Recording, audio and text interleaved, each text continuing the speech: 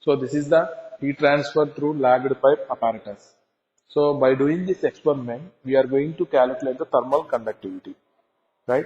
So before going to this experiment, so the mainly here we are going to see the heat transfer by the mode of conduction. So already we know the governing law for conduction is Fourier law of heat conduction. So the equation is given by Q is equal to minus Ka dt by dx. So the temperature is varying along the length or along the thickness, right? So in this lagged pipe, so the meaning of lagged pipe is nothing but here we are going to have the hollow pipe on which we are going to have one insulating material known as asbestos powder, and again on that we are going to have another insulating material known as glass wool, right? And again on that we are going to have the outer cylinder. So here we are going to have the hollow cylinder or hollow pipe on which we are going to have two insulating materials, right? So now we are going to have the heater placed at the middle of the hollow cylinder, inner cylinder. Okay. So now the main aim of this experiment is to calculate the thermal conductivity of a inner pipe as well as thermal conductivity of asbestos powder and thermal conductivity of glass wool. So by doing this experiment, we are going to calculate the thermal conductivity. Okay. And another main important thing is here we are going to use the asbestos powder. So why we are going to use powder means we can use it in any geometry or in any shape because it is in powder form, right? If it is in a solid form, we cannot use, right? Because it is in powder form, we can use it in any geometry. Now coming to this experiment, so here we are going to switch on this panel board. So we are going to turn on this panel board, and before going to this is the voltmeter and this is the ammeter and this is the temperature indicator. And here we are going to have 12 thermocouples. So the main thing you need to note is first three thermocouples, nothing but 1, 2, 3, T1, T2, T3 thermocouples are mounted on the inner cylinder, right? Next 4, 5, 6 thermocouples are mounted on the asbestos powder, okay, to read the temperatures of that asbestos powder. Next 7, 8, 9. So nothing but again another insulating material is there. What is that? Glass wool. So to read the temperatures of that glass wool. And last temperatures 10, 11, 12.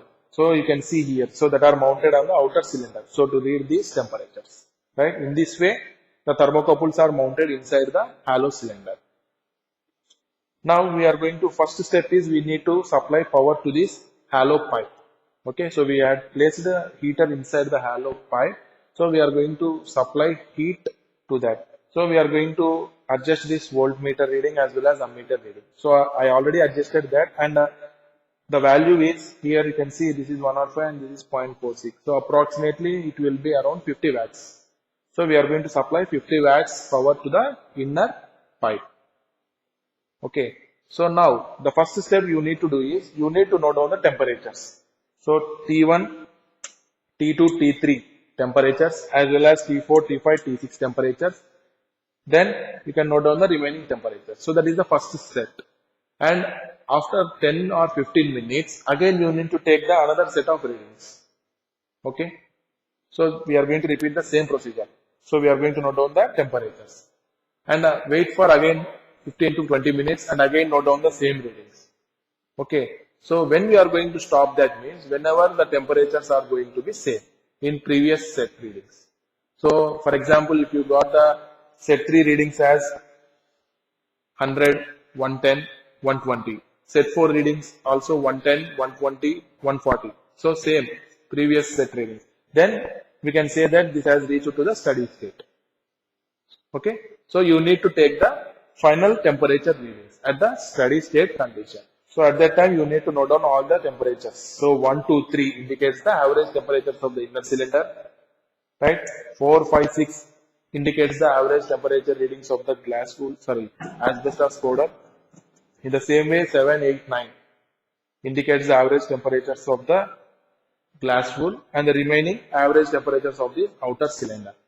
And again another important thing is here you can see this is insulated with a more thickness. So in order to avoid the heat loss in this direction, so to have the conduction only in radial direction.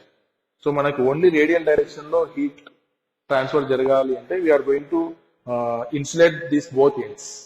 So here if you measure the heat loss will be zero, right? So in order to have only the heat transfer in radial direction, we are going to insulate both ends. And coming to the equation, so already we know Q is equal to delta T by R, sigma R, that indicates the thermal resistance. So what is the thermal resistance for this cylinder? So already we had seen in the introduction. So thermal resistance R is equal to ln of R0 by Ri divided by 2 pi Kl. So by using that equation, we can calculate the thermal resistance. So already we know the temperature difference. Okay. So and then Q is known to us. So from that we are going to calculate the thermal conductivity. Q is equal to delta T by ln of 2 pi Kl. So ln of R0 by Ri by 2 pi Kl. So you can see the thermal conductivity K. So we are going to calculate the thermal conductivity for inner cylinder as well as the thermal conductivity of asbestos powder and thermal conductivity of glass wool. So this is the experiment to calculate the thermal conductivity.